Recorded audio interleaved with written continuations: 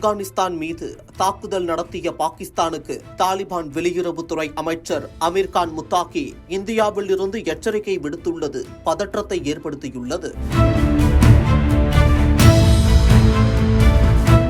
இந்தியாவில் முதல் முறையாக அரசுமுறை பயணத்தை மேற்கொண்டுள்ள தாலிபான் வெளியுறவுத்துறை அமைச்சர் அமீர்கான் முத்தாகி டில்லி வந்துள்ளார். அவர் வெளியுறவுத்துறை அமைச்சர் ஜெய்சங்கரை சந்தித்து இருநாட்டு உறவுகள் குறித்து ஆலோசனை நடத்தினார். இந்த உயர்நிலை ஆலோசனை கூட்டத்தில் காபூலில் விரைவில் இந்திய தூதரகம் திறக்கப்படும் என்பதை வெளியுறவுத்துறை அமைச்சர் ஜெய்சங்கர் உறுதிப்படுத்தினார். பின்னர் முத்தாகி பேசுகையில், பயங்கரவாதத்தை தொடர்ந்து ஊக்குவித்து வரும் பாகிஸ்தானை தாக்கும் வகையில் மற்ற நாடுகளுக்காக ஒருபோதும் ஆப்கான் மண்ணை விட்டுக் கொடுக்க மாட்டோம். மேலும் அவர்கள் எங்களது தைரியத்தை சோதித்து பார்க்க வேண்டாம் என்றும் பாகிஸ்தானுக்கு அவர் எச்சரிக்கை விடுத்துள்ளார். காபூலில் உள்ள தெஹ்ரிக்-இ-தாலிபான் பாகிஸ்தான் முகாம்களை குறிவைத்து பாகிஸ்தான் எல்லை தாண்டிய தாக்குதல்களை நடத்திய நிலையில் கடுமையான எச்சரிக்கை வந்துள்ளது. இது தொடர்பாக தாலிபான் வெளியுறவுத்துறை அமைச்சர் அமீர்கான் முத்தாகி கூறுகையில், ஆப்கானின் எல்லைப்புற பகுதிகளில் தாக்குதல் நடைபெற்றுள்ளது. இதனை தவறான செயலாக கருதுகிறோம்.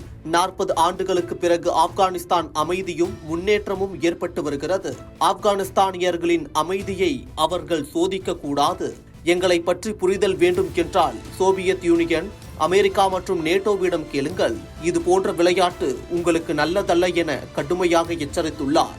சமீப காலமாக பாகிஸ்தான் ஆப்கானிஸ்தான் இடையேயான எல்லைப்புற பிரச்சனைகள் அதிகரித்துள்ளன. இந்த எல்லை தாண்டிய பிரச்சனைகள் மூலம் இந்தியா ஆப்கானிஸ்தான் இடையே நல்ல நட்புறவு அதிகரித்துள்ளது. மேலும் இந்திய மண்ணில் இருந்து பாகிஸ்தானுக்கு எச்சரிக்கை விடுக்கப்பட்டுள்ள சம்பவம் அவ்விரு நாடுகளுக்கும் இடையே உள்ள மோதல் போக்கை மேலும் அதிகரிக்கும் நோக்குடனே பார்க்கப்படுகிறது.